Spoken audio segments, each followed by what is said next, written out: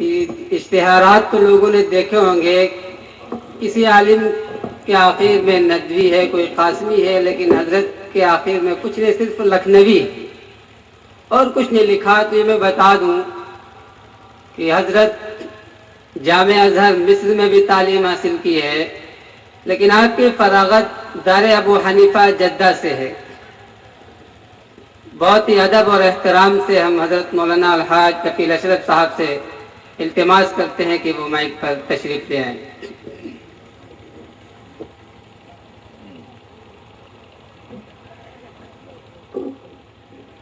السلام علیکم ورحمۃ اللہ وبرکاتہ۔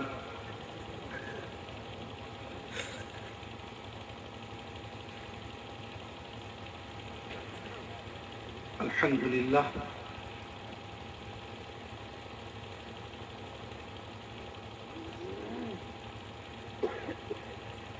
الحمد للہ رب العالمین،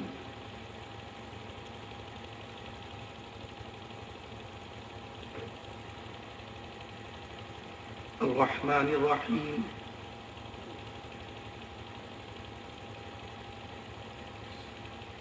مالک یوم الدین،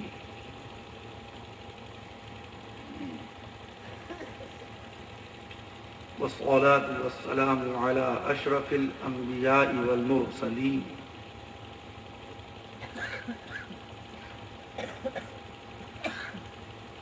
والصلاة والسلام على رحمة للعالمين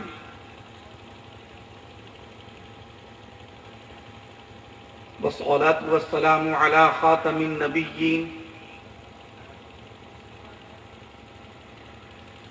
والصلاة والسلام على سيد الأولين والصلاة والسلام على سيد الآخرين والصلاة والسلام على سيد الأفصحين والصلاة والسلام على سيد الأشجعين والصلاة والسلام على سيد المحققين والصلاة والسلام على سيد المدققين والصلاة والسلام على سيد المحدثين والصلاة والسلام على سيد الشارحين والصلاة والسلام على سيد المفسرين والصلاة والسلام على سيد الأورعين والصلاة والسلام على سيد الأزهدين والصلاة والسلام على سيد الأفضلين والصلاة والسلام على سيد الشافعين والصلاة والسلام على خاتم النبيين والصلاة والسلام على سيد التابعين والصلاة والسلام على سيد الأنبياء والصلاة والسلام على سيد الأولياء والصلاة والسلام على سيد الأتقياء. أما بعد، فقد قال الله تبارك وتعالى في القرآن الكريم: فأعوذ بالله من الشيطان الرجيم، بسم الله الرحمن الرحيم.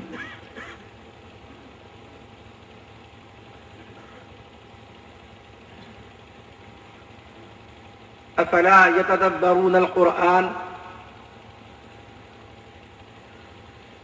ام على قلوب اقفالها. ايضا وقال الله عز وجل في القرآن المجيد والفرقان الحميد: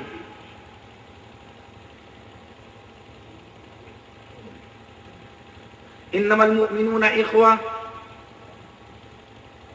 إخوة فأصلحوا بين أخويكم واتقوا الله لعلكم ترحمون. وقال الله تعالى في القرآن المجيد والفرقان الحميد: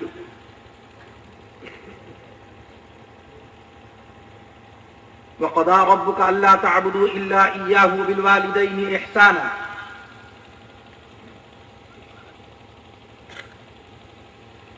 إما يبلغن عندك الكبر أحدهما أو كلاهما فلا تقل لهما أف ولا تنهرهما وقل لهما قولا كريما واخفض لهما جناح الذل من الرحمة وقل رب ارحمهما كما ربياني صغيرا.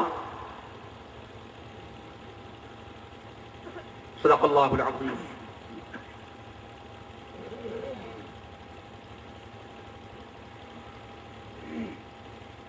وعن ابي هريره رضي الله تعالى عنه قال: قال رسول الله صلى الله تعالى عليه وسلم: لا تحاسدوا ولا تباغضوا ولا تدابروا ولا تناجشوا رواه مسلم. وعن عبد الله بن مسعود رضي الله تعالى عنه قال قال رسول الله صلى الله تعالى عليه وسلم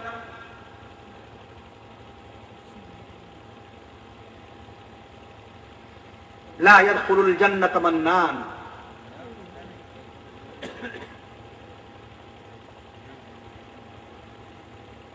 وقال عليه الصلاة والسلام لا يدخل الجنة قتات رواه البخاري ومسلم أو كما قال رسول الله صلى الله تعالى عليه وسلم.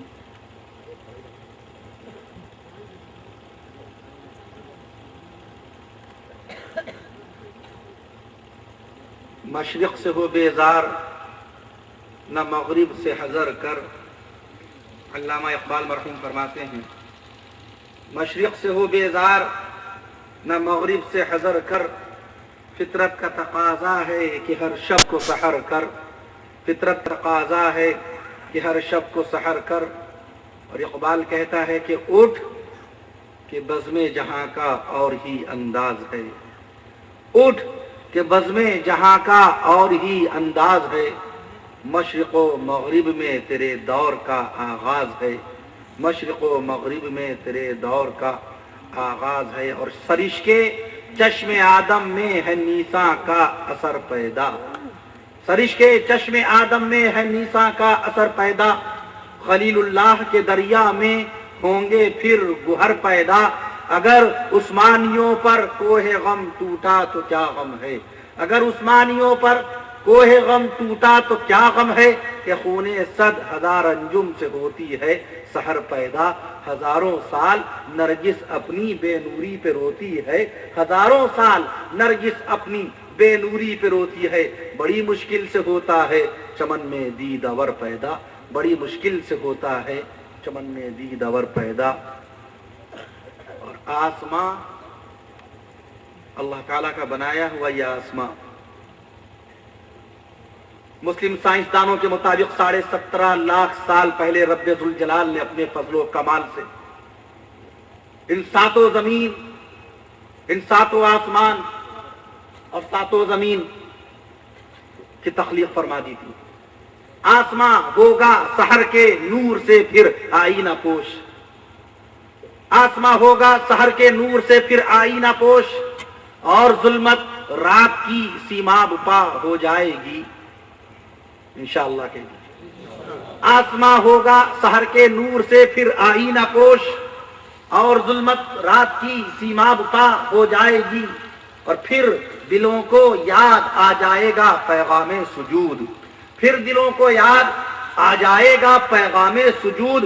پھر جبیں خاک حرم سے آشنا ہو جائے گی. اور آنکھ جو کچھ دیکھتی ہے لب پہ آ سکتا نہیں.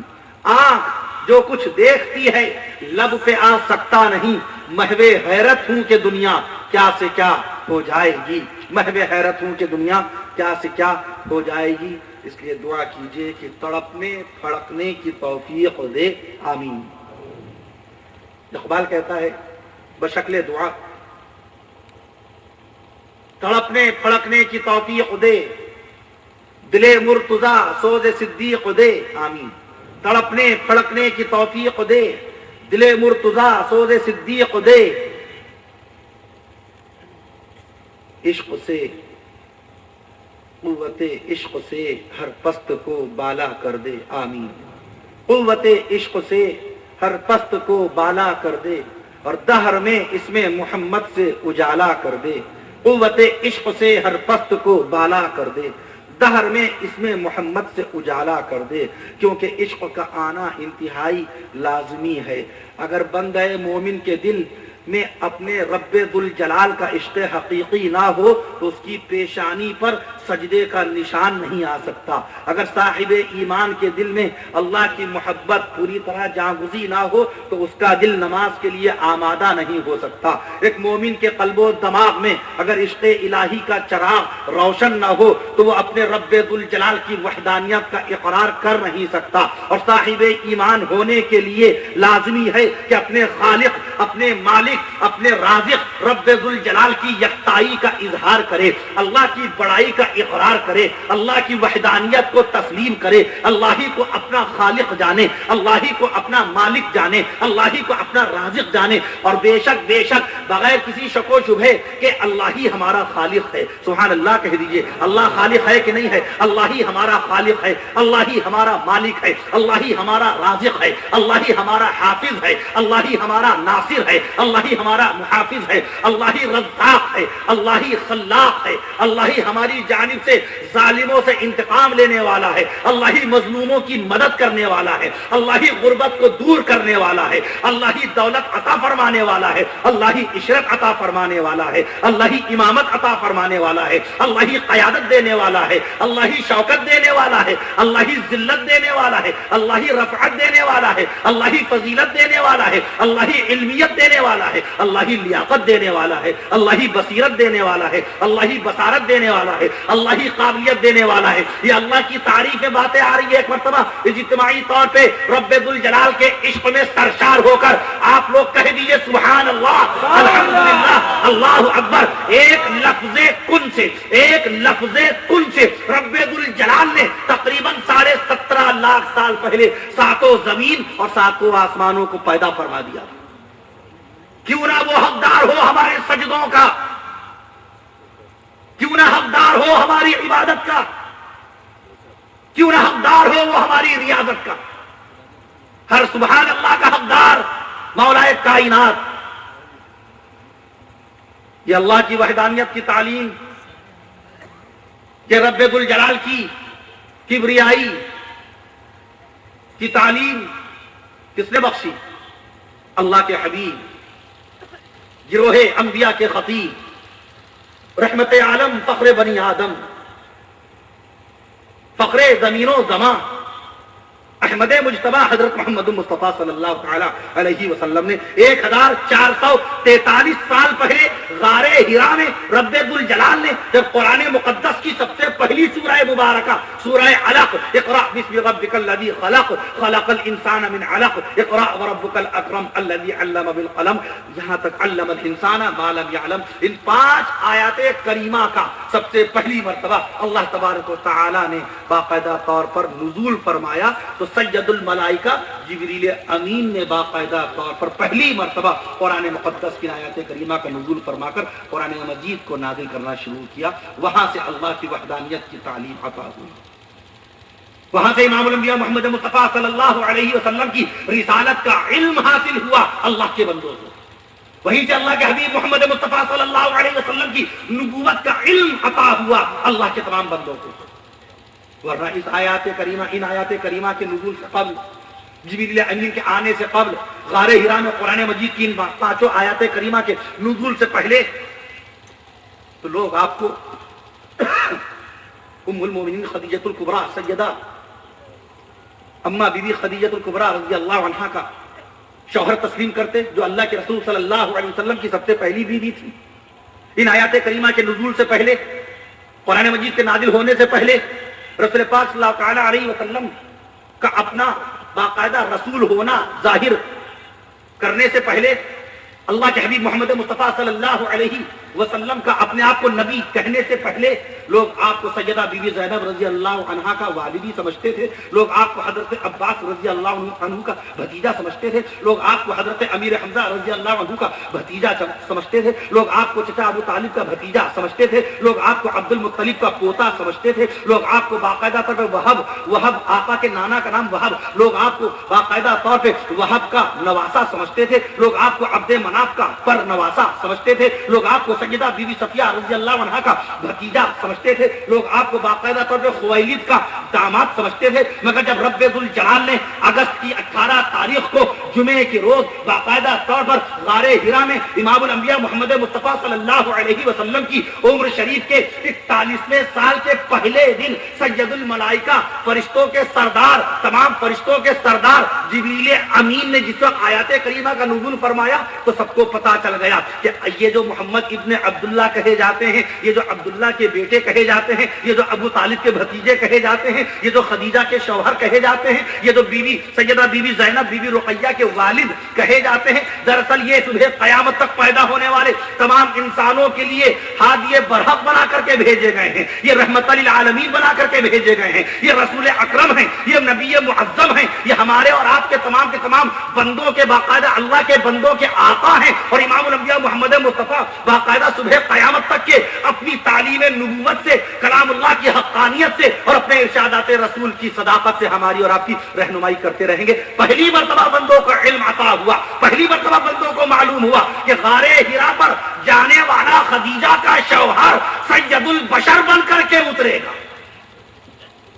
1483 سال پہلے قرآن کی سب سے پہلی سورہ مبارکہ کا نزول ہوا۔ آج بڑی خوشی ہوئی، دلی مسرت ہمارے لیے۔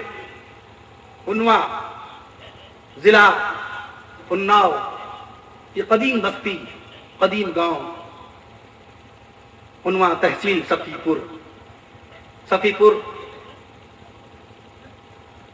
حضرات اولیاء اکرام کی بستی۔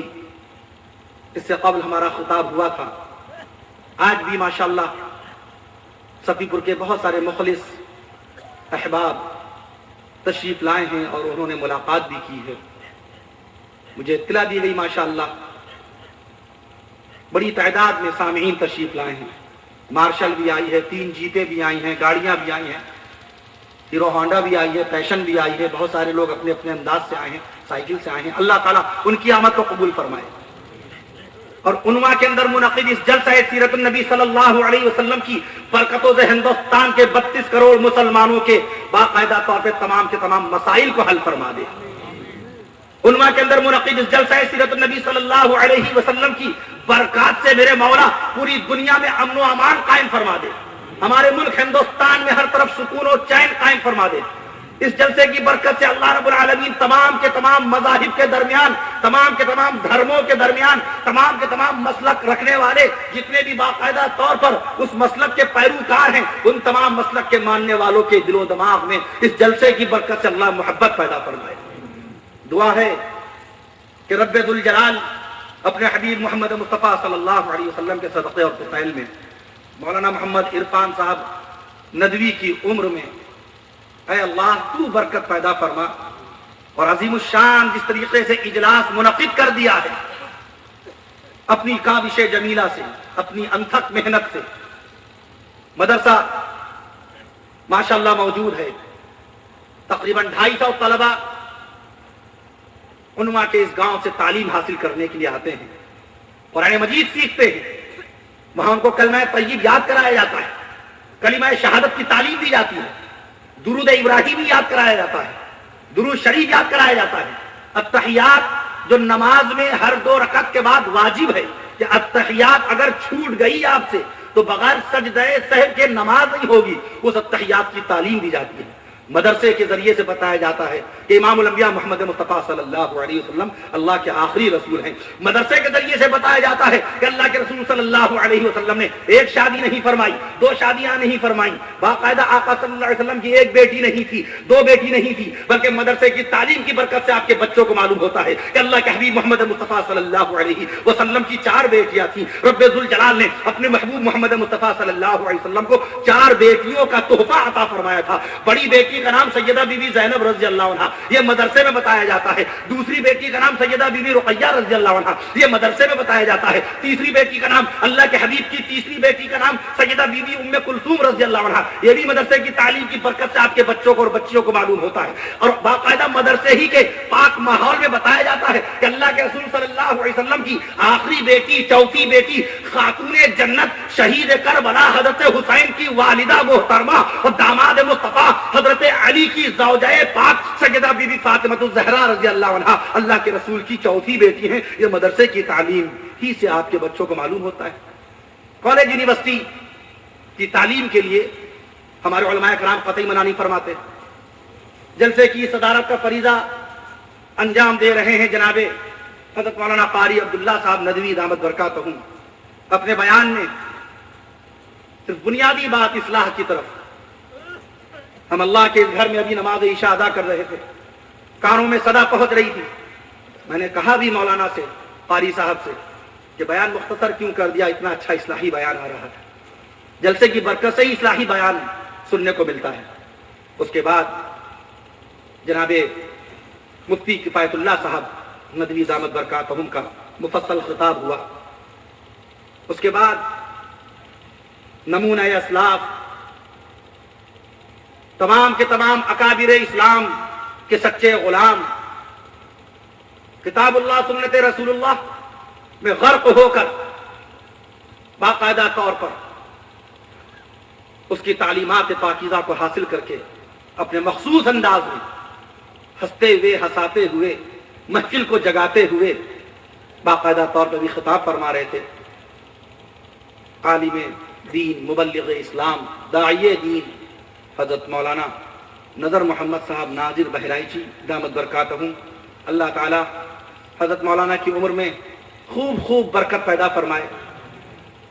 حضرت مولانا جب تقریر کے آخری حصے میں ایک جملہ استعمال فرماتے ہیں کہ ایمان پر خاتمہ ہو جائے, دعا کیجئے.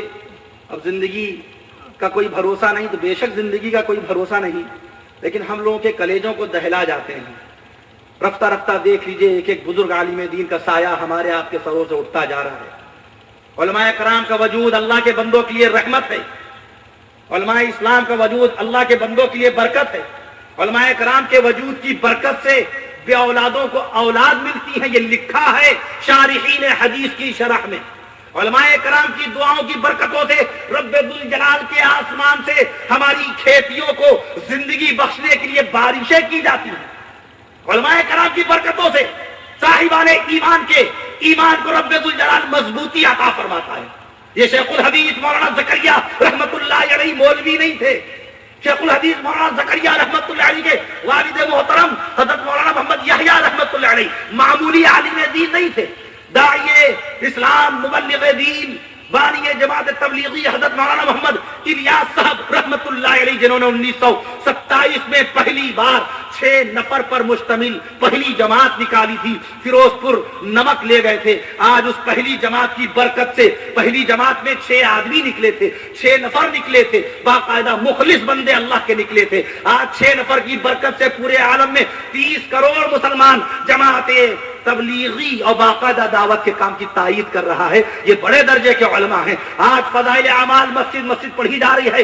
ہندوستان میں تقریباً 27.5 لاکھ مسجدیں, ہندوستان میں تقریباً 27.5 لاکھ مسجدیں. ابھی مولانا عرفان ندوی صاحب نے جناب محمد شاہد صاحب جو اس وقت ہمارے میزبان ہیں اور میں ان کا مہمان ہوں, تمام علماء کرام ان کے یہاں مقیم ہیں, باقاعدہ دوڑ کر علماء کرام کی خدمت انجام دے رہے تھے. پانی لا رہے ہیں, چائے لا رہے ہیں, ناشتہ لا رہے ہیں, کھانا لا رہے ہیں. حضرات علماء کرام کی خدمتوں کے بدلے میں رب ذوالجلال ان کو اجر عظیم نصیب فرمائے اور دین کی باقاعدہ بنیادی تعلیمات سے ان کو پوری طرح سے روشناس فرمائے. میں عرض کر رہا تھا کہ یہاں کتنی مسجدیں ہیں. مولانا نے بتایا 3 مسجدیں. ہمارے دل میں خیال آیا کہ بھارت کی دھرتی میں الحمدللہ اس وقت 27.5 لاکھ مسجدوں میں صدائے توحید بلند کی جا رہی. سبحان اللہ کے لیے ہندوستان کی 27.5 لاکھ مسجدوں میں اللہ اکبر اللہ اکبر اللہ اکبر کے ذریعے سے اللہ کی تکبیر بیان کی جا رہی ہے. ہندوستان کی 27.5 لاکھ مسجدوں میں امام الانبیاء محمد مصطفیٰ صلی اللہ تعالی علیہ وسلم کی رسالت کا اقرار دن میں 5 بار لیا جا رہا ہے.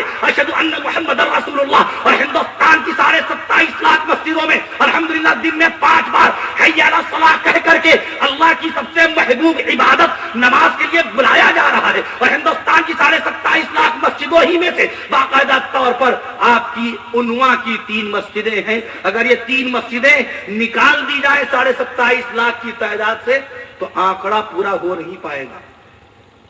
اے اللہ عنواں کی سرزمین پر 3 کو 30 مسجدوں کی شکل میں تبدیل فرما دے. اے اللہ یہاں پر اور مدارس اسلامیہ کا قیام عمل میں آ جائے. میں عرض کر رہا تھا انتہائی دلی خوشی محسوس ہو رہی ہے جب میں داخل ہوا. یہ داہنی طرف چمکتے ہوئے بلب، یہ لائٹ، جگمگاتی لائٹ، ددھیالی لائٹ، باقاعدہ طور پہ 32 کی تعداد میں آپ کے بلب چمک رہے ہیں داہنی جانب. قرآن مقدس میں زکوٰۃ کا لفظ بھی 32 مقام پر آیا ہے. یہ اللہ کا فضل ہے. زکوٰۃ ہر مالدار پر واجب ہے. زکوٰۃ ہر امیر ترین انسان پر واجب. گنیے مت، بعد میں گنیے گا انشاءاللہ اٹھتے ہی نکلیں گے. عالم دین کوئی بات بغیر تحقیق کے نہیں کہتا، اور غلطی ہو جائے تو بشر تو ہوں، غلطیوں کا پتلا، غلطیوں کا تو پتلا ہوں. ایک زیادہ ہو جائے، ایک کم ہو جائے، مگر ہاں قرآن مقدس کے متعلق کچھ بھی کہنے کے لیے اس میں غالباً کا لفظ نہیں چلتا. کہ ہو سکتا ہے جیسے کوئی کہہ دے قرآن مجید کے اندر حضرت نوح علیہ الصلوۃ والسلام کا نام یا ذکر کتنے مقام پر، تو اس میں پھر آپ کو یقینی طور پہ کہنا پڑے گا 43 مقام پر. 44 مقام نہ نکل آئے. اجازت نہیں ہے قرآن مجید میں شک شبہ کی بنیاد پر زبان کو دراز کیا جائے. من قال فی القرآن برأیہ مقعدہ فی النار فلیتبوأ مقعدہ فی النار. جس کسی شخص نے قرآن میں اپنی رائے سے کچھ کہہ دیا، جس کسی شخص نے قرآن مجید کی فضیلت میں، قرآن کی تفسیر میں، قرآن کی عظمت میں اپنے ذہن سے کچھ کہہ دیا، جس کسی شخص نے قرآن مجید کی تفسیر کے معاملے میں اپنے فقط ذاتی علم سے کہہ دیا، امام الانبیاء محمد مصطفیٰ صلی اللہ علیہ وسلم نے فرما دیا اس کا مقام جہنم میں ہو گیا. وہ مقام جہنم میں بنائے. مشکات شریف کی روایت ہے کہ نہیں؟ جیسے آقا نے فرمایا من کذب علی متعمدا فجزاؤہ جہنم. جس کسی شخص نے جان بوجھ کر قصدن میرے نام سے کوئی جھوٹی حدیث گڑھ ڈالی اس کا مقام جہنم ہو گیا.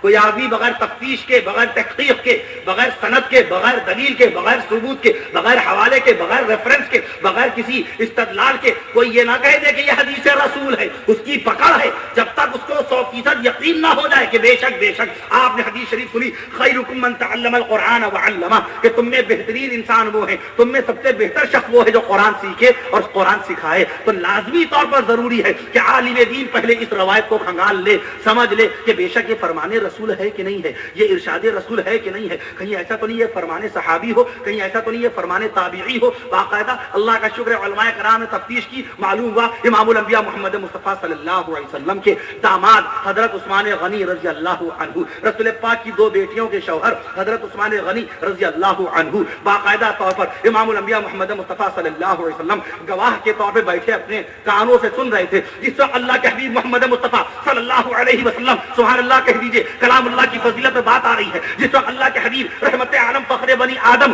حضور سرور کائنات شافع محشر ساقی کوثر حضور سید البشر محمد مصطفیٰ صلی اللہ تعالی علیہ وسلم اپنی زبان رسالت سے کلام اللہ کی حقانیت، کلام اللہ کی فضیلت، کلام اللہ کی عظمت کے طور پہ اس حدیث شریف کا اپنی زبان اقدس سے باقاعدہ طور پر ارسال فرما رہے تھے، بیان فرما رہے تھے. خیرکم من تعلم القرآن وعلمہ. تو آقا مدنی محمد مصطفیٰ صلی وسلم کے پاس رسول پاک صلی اللہ علیہ وسلم کی 2 بیٹیوں کے شوہر عثمان غنی بیٹھے سن رہے تھے. آج بھی باقاعدہ طور پہ کتب حدیث کے دفتر میں حدیث کے ریکارڈ میں بخاری شریف میں عثمان غنی رضی اللہ عنہ سے یہ حدیث مروی ہے. جب تک علم نہ ہو، ہمیں یہ مثال دے رہا ہوں کہ جب تک اس بات کا علم نہ ہو کہ یہ فرمان رسول ہے، یہ فرمان صحابہ ہے، یہ فرمان تابعین ہے، یہ فرمان اولیاء ہے، یہ فرمان علماء ہے، یہ فرمان متکلمین ہے، یہ فرمان محدثین ہے، اس وقت تک کہ اجازت نہیں ہے کہ اپنی زبان سے کوئی قول کسی کی طرف منسوب کر دے. آج ہمارا حال کیا ہے؟ کم علمی کا، بے آگاہی کا. ہم صاحب ایمان ہیں، صاحب قرآن ہیں، قرآن مجید کی صحیح تعلیم نہیں ہمیں. جو نوجوان قرآن مجید پڑھ چکے ہیں ان کا تلفظ دیکھ لیجئے، ان کا مخرج دیکھ لیجئے، پروننسیشنز آف دا ورڈز، قرآن مجید کے حروف کے صحیح تلفظات کیا ہیں، کیا جانتے ہیں ان کے متعلق؟ تعلمون، اللہ تعالیٰ تعلمون علم سے متعلق بات کہہ رہا ہے، یعلمون علم سے وابستہ بات کہہ رہا ہے. ہم کیا کہتے ہیں؟ تعلمون. اس بات پہ روشنی ابھی ہم نے غالباً پرسوں ملامہ ہردوئی کے خطاب میں ڈالی تھی. وہ پورا بیان آپ نے باقاعدہ تمام اخبارات میں پڑھا بھی ہوگا. کل ہی وہ شائع ہوا. جتنے بھی بیانات اس طرح کے ہوتے ہیں الحمدللہ تمام کے تمام پریس کے لوگ، صحافی حضرات اس طرح کے بیان کو باقاعدہ طور پر شائع کرتے ہیں. میں عرض کر رہا تھا کہ تعلمون، اللہ فرماتا ہے ہم تعلمون کہتے ہیں علم اور غم سے متعلق. کہا اللہ رب العالمین قرآن مجید کے اندر علم و تعلیم کا تذکرہ کرے اور آپ اس مقام پر علم اور غم اور آنسو اور صدمے کی بات کریں. اللہ رب العالمین قرآن مجید نے فرمائے اپنے نام پاک کو علیم، علیم عین سے، اور ہم علیم عین سے نہ کہہ کر علیم یعنی اللہ پاک کا نام نہ نکالے منہ سے، علیم کہہ دیں آگے کے منہ سے. علیم، علیم مانے المناک، غمناک. کیا وجہ ہے؟ پھر آدمی کہتا ہے کہ صدمے آج کل بہت ہیں، تکلیفیں بہت ہیں. اللہ کے قرآن میں اللہ کا نام بگاڑ دیا. اللہ کے قرآن میں اللہ کا نام علیم آیا اور آپ نے اس کو علیم بنا دیا، تو خوشیاں کہاں سے میسر آئیں؟ آواز لگائی رب ذوالجلال نے 5ویں سپارے میں، فلا یتدبرون القرآن ام علی قلوب اقفالها. کیا ہو گیا ان کو؟ یہ قرآن میں غور کیوں نہیں کرتے؟ یا ان کے دلوں پر تالے لگے ہوئے ہیں؟ آج قرآن مجید کے ذریعے سے کون سا فیصلہ ہو رہا ہے ہمارے گھروں میں، ہمارے خاندان میں؟ کلام اللہ کی تعلیمات کا استعمال کہاں ہو رہا ہے؟ پوری دنیا میں اس وقت الحمدللہ ماشاءاللہ 1.92 کروڑ مسلمان، ہر مسلمان کا ایمان قرآن کے ایک ایک لفظ پر کہ یہ قرآن اللہ کا نازل کیا ہوا ہے. یہ قرآن جبریل امین کے ذریعے سے باقاعدہ طور پر اللہ کے حبیب محمد مصطفیٰ کے سینہ اقدس پر نازل کیا گیا. اسی قرآن پر ایمان تھا سیدنا حضرت ابوبکر صدیق اکبر رضی اللہ عنہ کا. صحابہ کرام کا تذکرہ آ گیا عنوا کی سرزمین پر. سبحان اللہ کہہ دیجیے. ذکر صحابہ برکتوں کا ذریعہ ہے، ذکر صحابہ سعادت کا ذریعہ ہے، ذکر صحابہ سے باقاعدہ دعائیں قبول ہوتی ہیں. اگر آپ کا جلسہ رب ذوالجلال نے عرش معلیٰ پر قبول کر لیا تو انشاءاللہ تعالیٰ اس جلسے کی برکت سے پوری دنیا کے 1.92 کروڑ مسلمانوں کی تقدیریں روشن ہو جائیں گی. یہ پردہ نشی میری مائیں بہنیں جو ایمان رکھتی ہیں رسول اللہ صلی اللہ علیہ وسلم کی پہلی بیوی سیدہ اماں بی بی خدیجہ الکبریٰ رضی اللہ عنہا پر، ان کے نصیب روشن ہو جائیں گے. ہماری ماں بہنوں کا ایمان ہے رسول پاک صلی اللہ علیہ وسلم کی پہلی بیوی اماں بی بی خدیجہ الکبریٰ رضی اللہ عنہا پر. ہماری ماں اور بہنوں کا ایمان ہے رسول پاک صلی اللہ علیہ وسلم کی دوسری بیوی سیدہ اماں بی بی عائشہ صدیقہ رضی اللہ عنہا پر. یہ رسول پاک کے گھرانے کی باتیں آ گئی، اہل بیت کی باتیں آ گئی. سبحان اللہ پڑھتے جائیے. یہ رسول اللہ صلی اللہ علیہ وسلم کی جنتی بیویوں کا تذکرہ آ گیا اور ان جلسوں کی برکت سے آپ کو ایک ایک بات سنائی جاتی ہے. کبھی نمازوں کی فضیلت سنائی جاتی ہے، کبھی صحابہ کرام کی صحابیت بیان کی جاتی ہے، کبھی صحابہ کرام کا مقام رفیعہ بیان کیا جاتا ہے، کبھی رب ذوالجلال کی وحدانیت بیان کی جاتی ہے، کبھی اللہ رب العالمین کی یکتائی کا بیان ہوتا ہے، کبھی اللہ تعالیٰ کی بڑائی کا ذکر ہوتا ہے، کبھی قرآن کی حقانیت بیان کی جاتی ہے، کبھی رسول اللہ کی سیرت بیان کی جاتی ہے، کبھی رسول اللہ کی معراج بیان کی جاتی ہے، کبھی رسول اللہ کا جمال بیان کیا جاتا ہے، کبھی رسول اللہ کا کمال بیان کیا جاتا ہے، کبھی رسول اللہ صلی اللہ علیہ وسلم کے معجزات بیان کیے جاتے ہیں، کبھی امام الانبیاء محمد مصطفیٰ کے رونے کے حالات پیش کیے جاتے ہیں، کبھی رسول پاک کے سونے کے حالات پیش کیے جاتے ہیں، کبھی رسول پاک صلی اللہ علیہ وسلم کا تبسم بتایا جاتا ہے، کبھی رسول پاک صلی اللہ علیہ وسلم کی ولادت باسعادت کا تذکرہ ہوتا ہے ان جلسوں کے اندر، اور کبھی اللہ کے حبیب محمد مصطفیٰ صلی اللہ علیہ وسلم کی 14 دن کی بیماری جس میں اللہ کے حبیب محمد مصطفیٰ صلی اللہ علیہ وسلم وفات پا کر جنت الفردوس روانہ ہوئے تھے. کبھی غمناک وفات کا تذکرہ ہوتا ہے اور کبھی وفات کے بعد کے جو غمناک اور خوفناک اور المناک واقعات صحابہ کرام کو پیش آئے.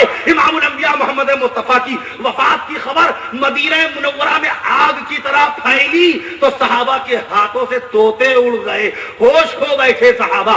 عثمان غنی کو گھگھی بند ہو گئی، قوت گویائی بند ہو گئی. عثمان چپے بت بنے بیٹھے، سلام لوگ کر رہے ہیں، ان کو جواب نہیں دے رہے ہیں. امیر المومنین عمر فاروق اعظم رضی اللہ عنہ نے جیسے ہی سنا کہ اللہ کے حبیب محمد مصطفیٰ باقاعدہ طور پہ ہم سے جدا ہو گئے ہیں، جسمانی طور پر ہم سے جدا ہو گئے ہیں، اب امام الانبیاء محمد مصطفیٰ سامنے سے آتے نظر نہیں آئیں گے، اب قرآن ہی میں نظر آئیں گے انشاءاللہ، قرآن کی تعلیم میں نظر آئیں گے، اپنی سنت مصطفیٰ میں نظر آئیں گے، حدیث شریف کے اوراقی میں نظر آئیں گے، حدیث کی تعلیم کی شکل میں نظر آئیں گے، شریعت باقاعدہ شریعت مطہرہ کے اوپر عمل کرنے کی شکل میں نظر آئیں گے. تلوار نکال لی عمر فاروق اعظم رضی اللہ عنہ نے. قبا خبر پہنچ گئی حضرت بشیر ایسا عاشق رسول نبی پاک صلی اللہ علیہ وسلم کے زمانے اقدس میں ایسا عاشق مصطفیٰ ایسا غلام رسول بشیر نے خبر سنی. خبر سنتے ہی حرکت قلب بند ہو گئی. امام الانبیاء محمد مصطفیٰ کی نماز جنازہ 32 گھنٹے کے بعد پڑھی گئی، مگر رسول پاک کے اس سچے غلام کہ جس نے امام الانبیاء محمد مصطفیٰ کے غمناک واقعہ انتقال کی خبر سنی، آقا مدنی محمد مصطفیٰ کی غمناک وفات کی خبر سنی وہیں پر دم نکل گیا. سب سے پہلے حضرت بشیری کی نماز جنازہ پڑھا دی گئی. کبھی بخاری شریف اٹھا کے دیکھے تو، مسلم شریف اٹھا کے دیکھے تو قرآن کے بعد سب سے افضل کتاب بخاری شریف. اس میں باب ہے، باب وفات النبی، نبی کی وفات کا باب، یعنی وہ باب جس میں اللہ کے حبیب صلی اللہ علیہ وسلم کی وفات کے غمناک حالات ہیں. کبھی تصور نہیں کرتے. بی بی فاطمہ، بات بات پر بی بی فاطمہ کا تذکرہ، بات بات پر بی بی فاطمہ سے اظہار محبت، مگر کبھی بی بی فاطمہ رضی اللہ عنہا کی طرح ہماری کسی بہن نے تمنا کی کہ اے اللہ جس طرح سے بی بی فاطمہ نے مصیبتوں پہ صبر کیا، اے اللہ بی بی فاطمہ والے صبر کا کروڑواں حصہ ہم کو نصیب فرما. کس بہن نے یہ اللہ سے کہا؟ اے اللہ جس طرح سے رسول پاک کی دوسری بیٹی بی بی رقیہ کے دل میں شوق عبادت تھا، اے اللہ غربت آئے یا دولت آئے، عشرت آئے یا تنگ دستی غریبی آئے، پریشانی آئے یا خوشحالی آئے، اے اللہ رسول اللہ کی جو دوسری بیٹی رقیہ تھی جس طرح ان کو شوق عبادت تو نے عطا کیا تھا ویسے ہی شوق عبادت اے اللہ ہم کو بھی عطا فرما. کس بہن نے یہ آرزو کی؟ کس بہن نے آرزو کی؟ میں عرض کر رہا تھا آپ سے کہ آج اسلامی فکر ہمارے دل و دماغ سے رفتہ رفتہ رخصت ہوتی چلی جا رہی ہے. ایک سازش ہو رہی ہے اس بات کی کہ اسلامی تہذیب کو ختم کر دیا جائے، اسلامی تعلیم کو مٹا دیا جائے، اسلامی وقار کو، اسلامی کے اسٹینڈرڈ کو، اسلامک کلچر کو، اسلامک لینگویج کو، اسلامک کیریکٹر کو. شریعت نے آپ کو پتہ ہی منع نہیں کیا تھا کہ سائنٹسٹ نہ بنیے، ڈاکٹر نہ بنیے، انجینئر نہ بنیے. کب ہمارے کس مفتی احناف میں سے، ہمارے علماء احناف میں سے، اکابر دارالعلوم دیوبند میں سے، اکابر مظاہر العلوم میں سے، اکابر نظرت العلماء میں سے، اکابر شاہی مراد آباد میں سے کس مفتی اسلام نے، کس مفتی دین نے آپ کو فتویٰ دے کے منع کر دیا کہ اپنے بچوں کو آپ انگلش نہ پڑھائیے، سائنس کا ٹاپک نہ پڑھائیے؟ منع کر نہیں سکتے ہمارے مفتی دین. انہوں نے قرآن پڑھا ہوا ہوتا ہے. اس قرآن میں رب ذوالجلال نے آسمانوں کا تذکرہ کیا ہے تو آسمانوں میں غور بھی کیا جائے گا. آسمانوں میں غور کریں گے تو سائنس کا ٹاپک خود بخود آ جائے گا. اس قرآن میں باقاعدہ طور پر زمین کا تذکرہ موجود ہے کہ نہیں ہے. 92 مقام پر رب ذوالجلال نے قرآن مجید میں کم و بیش 92 مقام پر زمین کا تذکرہ کر دیا ہے کہ یہ زمین باقاعدہ طور پہ 19 کروڑ 70 لاکھ مربع میل. جب آپ نے قرآن میں والارض کا لفظ پڑھا، قسم ہے زمین کی، اللہ نے اس زمین کی قسم فرمائی. اس کو پھیلانے کی بات اللہ نے قرآن میں بتائی کہ نہیں بتائی؟ اور بعد میں اس زمین کو فنا اور ملیا میٹ کر دینے کی بات اللہ نے قرآن میں فرمائی کہ نہیں فرمائی؟ باقاعدہ آپ پڑھتے نہیں ہیں قرآن مجید میں یوم تبدل الارض غیر الارض والسماوات وبرزوا للہ الواحد القہار.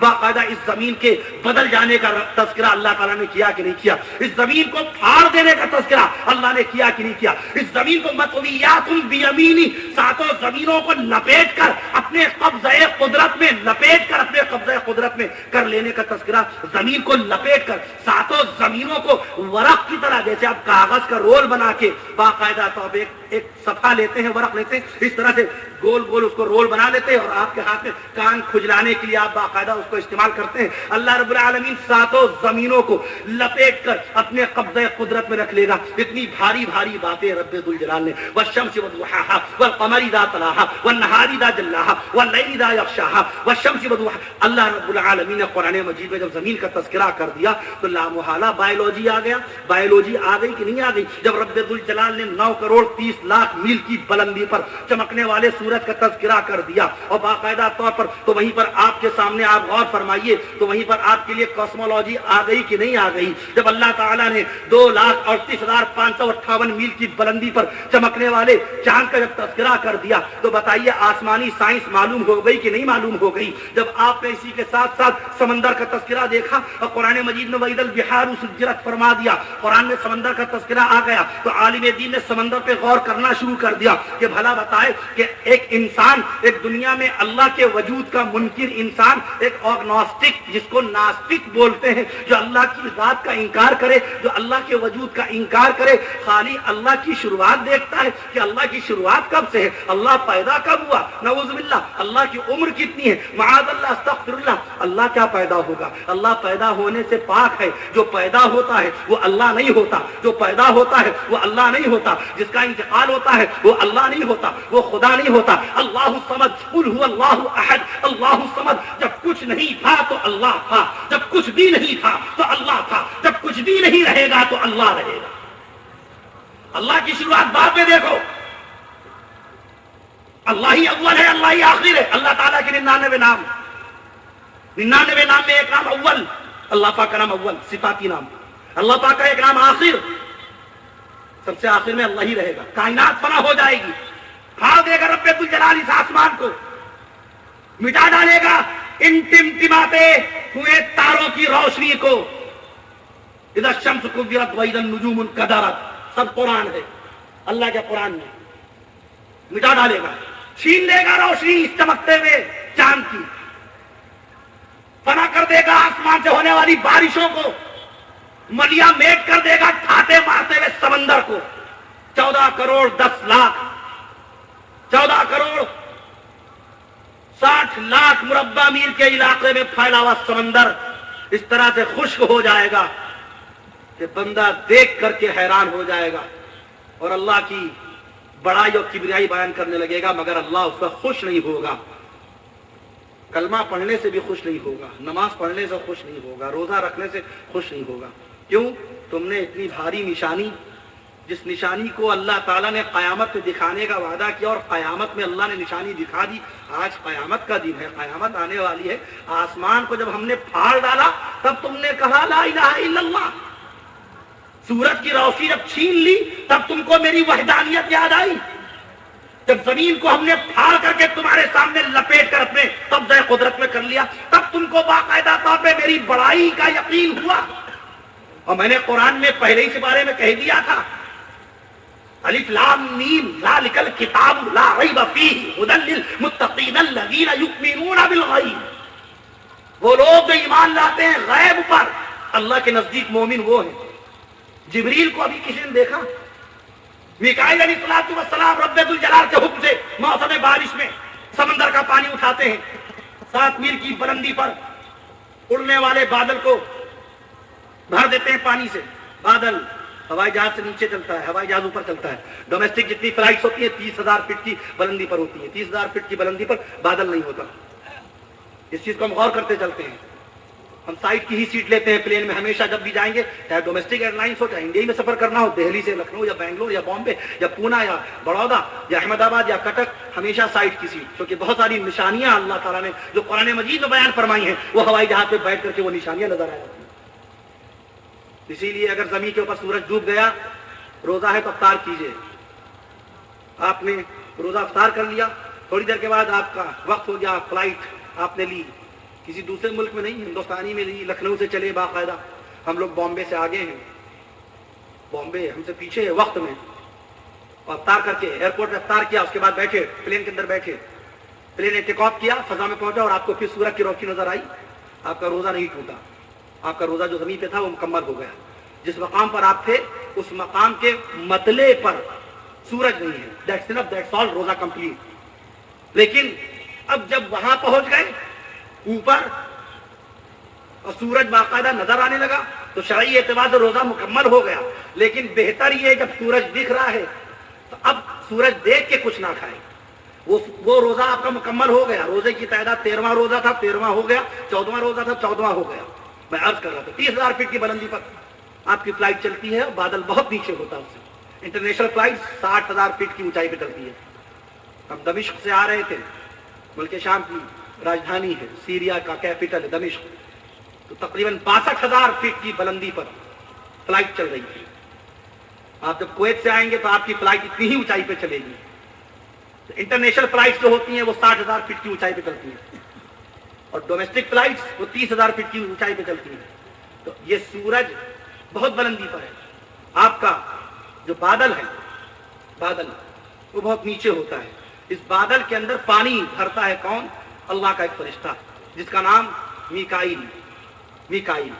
اللہ کا ایک فرشتہ اسرافیل نام کا جو روزانہ پابندی کے ساتھ سورج نکال دیتا ہے. سبحان اللہ کے اللہ تعالیٰ کی طرف سے حکم ہے، یہ آرڈر ہے رب ذوالجلال کا سورج کو کہ اس تاریخ میں تم کو 5:45 پر طلوع ہونا ہے، اس مہینے میں تم کو 6:35 پہ غروب ہونا ہے، اس موسم میں تم کو تقریباً 4:55 کے اوپر باقاعدہ طور پر تم کو طلوع ہونا ہے.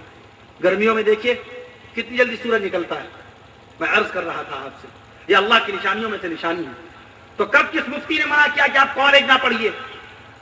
کس عالم دین نے منع کیا کہ سائنس نہ پڑھیے؟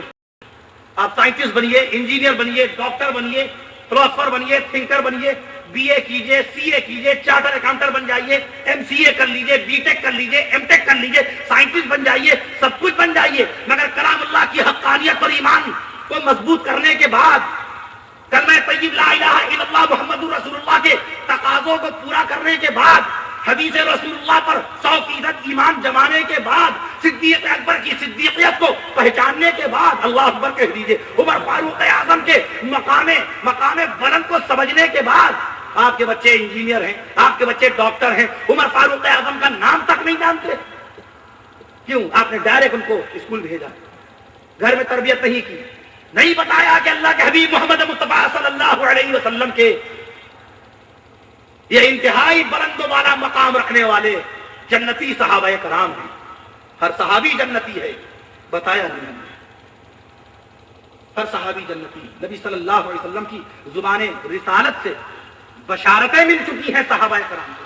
نام لے لے کے رسول پاک نے کہہ دیا ابو بکرین فی الجنہ، ابو بکر بھی جنت میں ہے، وہ عمر فی الجنہ، عمر بھی جنت میں ہے، وہ عثمان فی الجنہ، عثمان بھی جنت میں ہے، وہ علی فی الجنہ، علی بھی جنت میں ہے، وہ زبیر فی الجنہ، زبیر بھی جنت میں ہے. سبحان اللہ کے لیے ذکر صحابہ ہو رہا ہے. وہ زبیر فی الجنہ. نبی صلی اللہ علیہ وسلم ڈکلیئر کر رہے ہیں کہ اے علی آپ بھی جنتی ہیں، اے زبیر آپ بھی جنتی ہیں، اے حضرت طلحہ آپ بھی جنتی ہیں، اے حضرت سعد ابن ابی وقاص میرے ماموں جان، اے میرے ماموں حضرت سعد آپ بھی جنتی ہیں، اے میرے چچا جان امیر حمزہ آپ بھی جنتی ہیں، اے میرے دوسرے چچا حضرت عباس آپ بھی جنتی ہیں، اے میرے پھوپھی داد بھائی حضرت زبیر آپ بھی جنتی ہیں، اے حضرت بلال آپ بھی جنتی ہیں، اے حضرت ابو موسیٰ اشعری آپ بھی جنتی ہیں، اے میرے سر اقدس میں تیل لگا کر ہمارے سر کو راحت دینے والے، میری خدمت کرنے والے، رسول پاک کے سر اقدس میں تیل لگانے والے حضرت انس بن مالک رضی اللہ عنہ تھے. اور رسول پاک کے گھر کی سبزی، رسول پاک صلی اللہ علیہ وسلم کے گھر کی ترکاریاں لانے والے حضرت یسار رضی اللہ عنہ تھے. اے یسار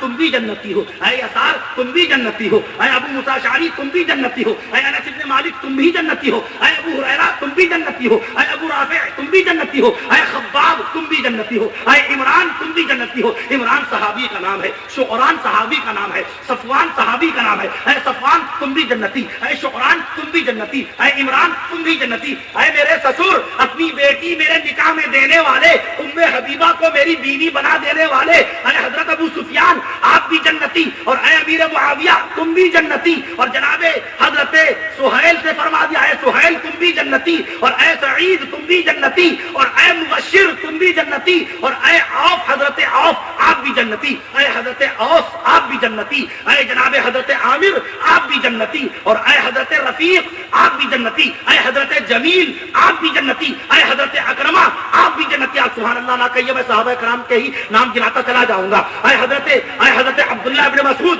آپ بھی جنتی، اے عبداللہ ابن عباس آپ بھی جنتی، اے عبداللہ ابن عمر آپ بھی جنتی، اے عبداللہ ابن جعفر آپ بھی جنتی، اے حضرت عبداللہ ابن ابی بکر آپ بھی جنتی، اے عبداللہ ابن حارث آپ بھی جنتی، اے عبداللہ ابن ابی اوفا آپ بھی جنتی، اے عبداللہ ابن عبداللہ آپ بھی جنتی. آقا کے پہلے صحابی ابو بکر صدیق اکبر سے لے کر پیارے نبی محمد مصطفیٰ کے آخری صحابی حضرت ابو طفیل تک سارے کے سارے صحابہ جنت الفردوس کے حقدار بنا دیے گئے. یہ ایمان ہونا چاہیے ہر صاحب ایمان کا، ہر مومن کا ایمان ہونا چاہیے. ذرہ برابر صحابہ کرام کی بخشش و مغفرت میں شک کرنا قطعی طور پر دائرہ اسلام سے خارج کر دے گا. شہید کربلا حسین نبی کے نواسے، حسین سے بڑے حضرت حسن نبی کے نواسے، حضرت حسن سے بڑے حضرت عبد الرحمن نبی کے نواسے، حضرت عبد الرحمن سے بڑے حضرت عبداللہ نبی کے نواسے، اور حضرت عبداللہ سے بڑے حضرت علی زینبی ان سے بڑے نواسے۔ یہ جلسوں کی برکت سے نواسوں کے نام معلوم ہوئے کہ نہیں ہوئے؟ ورنہ ہمارے دماغ میں ایک کانسیپٹ، ہمارے دماغ میں ایک تصور کہ پیارے نبی صلی اللہ علیہ وسلم کے فقط 2 ہی نواسے ہوتے ہیں۔ نہیں، اللہ کے حبیب صلی اللہ علیہ وسلم کی 4 بیٹیاں تھیں، ہمارے نبی کی 4 بیٹیاں تھیں، چاروں بیٹیوں کی شادی کی ہے ہمارے آقا نے، چاروں بیٹیوں کی شادی کی ہے۔ بڑی بیٹی حضرت زینب کی شادی حضرت ابو العاص ابن ربیع رضی اللہ عنہ سے کی تھی، یعنی داماد سب سے پہلے بننے والے حضرت ابو العاص ابن ربیع رضی اللہ تعالی عنہ تھے۔ دوسرے داماد حضرت عثمان غنی رضی اللہ عنہ تھے باقاعدہ، اور پھر ایک بیٹی کا انتقال ہو گیا، بی بی رقیہ کا انتقال ہو گیا، تو حضرت عثمان غنی کو اپنی دوسری بیٹی ام کلثوم بھی بیاہ دی اللہ کے حبیب صلی اللہ علیہ وسلم نے۔ سوچئے عثمان غنی کا مقام کیا ہوگا، عثمان غنی کا مرتبہ کیا ہوگا، حضرت عثمان غنی کا رتبہ کیا ہوگا، کتنی محبت ہوگی اللہ کے رسول کو اپنے صحابی حضرت عثمان غنی رضی اللہ تعالی عنہ سے۔ اس کے بعد چوتھی بیٹی بی بی فاطمہ الزہرا رضی اللہ عنہا کی شادی سیدنا حضرت علی رضی اللہ تعالی عنہ سے فرما دی، جو آقا مدنی صلی اللہ علیہ وسلم کے سگے چچازاد بھائی تھے باقاعدہ طور پر۔ سب سے بیٹی بیٹے ہوئے، میں عرض کر دوں سب سے بڑی بیٹی زینب، اللہ تعالیٰ نے ان کو اولاد بخشی۔ بتائیے زینب کی اولاد نبی کی نواسی اور نواسا ہوگا کہ نہیں ہوگا؟ رسول پاک کی بڑی بیٹی زینب کی شادی ہوئی، اللہ تعالیٰ نے علی زینبی کو پیدا فرمایا۔ نبی کے نواسے کا نام علی زینبی، نبی صلی اللہ علیہ وسلم کی نواسی کا نام بی بی امامہ۔ رسول پاک صلی اللہ علیہ وسلم کی دوسری بیٹی رقیہ کی شادی ہوئی تو ان سے پیدا ہوئے حضرت عبداللہ ابن عثمان۔ پھر اس کے بعد میں ام کلثوم سے شادی ہوئی، ان سے پیدا ہوئے عبد الرحمن ابن عثمان۔ اس کے بعد سیدہ بی بی فاطمہ الزہرا رضی اللہ عنہا سے شادی ہوئی تو پیدا ہوئے حضرت حسن رضی اللہ عنہ، اور اس کے بعد پیدا ہوئے شہید کربلا حضرت حسین رضی اللہ عنہ، جنہوں نے 55 سال 5 مہینے 5 دن میں اللہ کی رضا کے لیے، اللہ کے دین کے لیے، اللہ کے بندوں کو پیغام محبت دینے کے لیے، اللہ کے بندوں کو اللہ کا قانون یاد دلانے کے لیے، اللہ کے رسول یعنی پیارے نبی محمد مصطفیٰ یعنی اپنے نانا جان محمد مصطفیٰ صلی اللہ علیہ وسلم کی سنت کو بچانے کے لیے میدان کربلا میں 55 سال 5 مہینے 5 دن میں باقاعدہ طور پر جام شہادت نوش کر گئے اور جنت الفردوس روانہ ہو گئے۔ حضرت حسین کی زندگی کا آخری عمل کیا تھا؟ نماز۔ حسین نے اپنی زندگی میں آخری عبادت کون سی انجام دی؟ نماز۔ جناب حسین نے اپنے رب کو منانے کے لیے کون سی عبادت انجام دی؟ نماز۔ خواجہ اجمیر کے خواجہ معین الدین چشتی اجمیری رحمت اللہ علیہ، اجمیر شریف خواجہ اجمیری کبھی نماز قضا کی؟ خواجہ معین الدین چشتی اجمیری رحمت اللہ علیہ اللہ کے سچے بندے، اس کے حبیب کے سچے غلام خواجہ اجمیری نبی کریم صلی اللہ علیہ وسلم کی ایک ایک سنت پر جان دینے والے، ایک ایک سنت ڈھونڈ ڈھونڈ کے لاتے تھے۔ ارے معین الدین نے ابھی تک یہ سنت انجام نہیں دی، معین الدین نے یہ سنت انجام نہیں دی۔ نبی کی سنتوں کے ایسے عاشق ہو گئے حضرت خواجہ اجمیری کہ سنت ڈھونڈ ڈھونڈ کے لانے میں اتنے مشغول کہ ایک بہت بھاری سنت چھوٹنے لگی تو اللہ کے حبیب نے خواب میں بشارت دے ڈالی۔ بہت بھاری سنت جس کو عنوان کا مسلمان باقاعدہ طور پہ یاد بھی رکھتا ہے، مگر وہ سچا عاشق مصطفیٰ تھا جس کو دنیا خواجہ اجمیری کے نام سے یاد کرتی ہے۔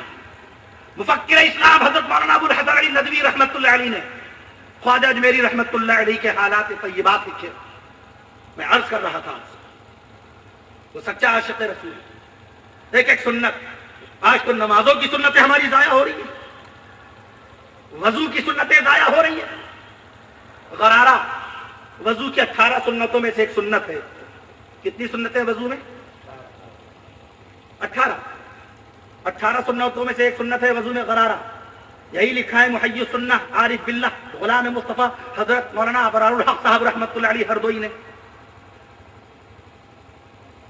جن کے دم قدم سے، جن کی برکتوں سے ہردوئی کی ہریالی ہے، جن کا فیضان آج ہندوستان کے 32 صوبوں میں قائم ہے۔ یہی بتایا باندہ کے سرتاج باندہ استاد العلماء ولی صفت حضرت مولانا قاری محمد صدیق صاحب باندھوی رحمۃ اللہ علیہ، ارکان نماز نامی کتاب میں یہی لکھا، غرارہ وضو کے اندر غرارہ سنت ہے، بتایا ٹھیک ہے، کرتے ہی نہیں ہم،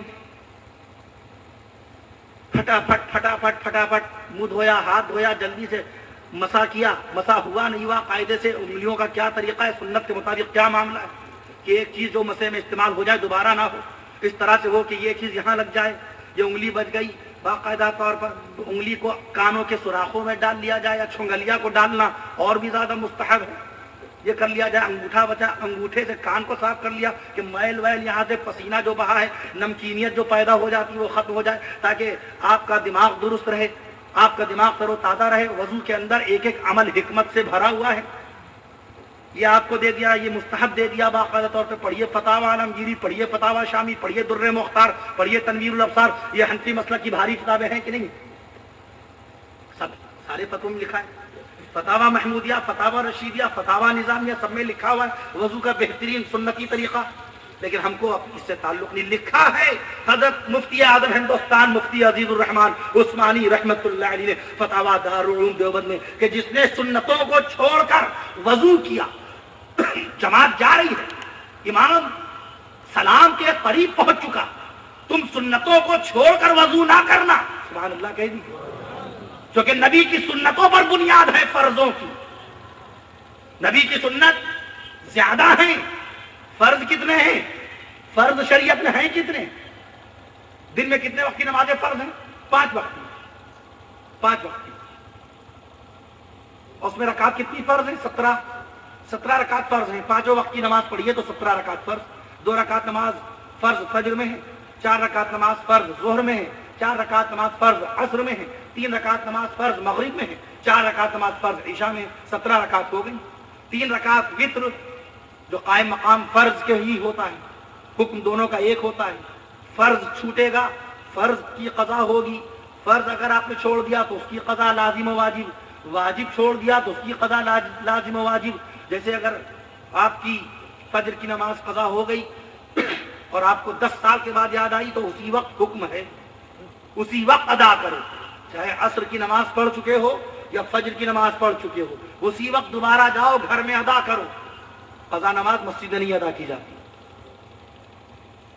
فتاوی شامی میں قضا نماز مسجد میں نہیں ادا کی جاتی، کیونکہ نماز کا قضا کرنا گناہ ہے، اور قضا نماز پڑھ کر کے اپنے آپ گناہ کا اعلان کر رہے ہیں تو اعلان گناہ بھی گناہ ہے، اپنے گناہ کا بیان گناہ ہے، اپنے گناہ کا اعلان گناہ ہے۔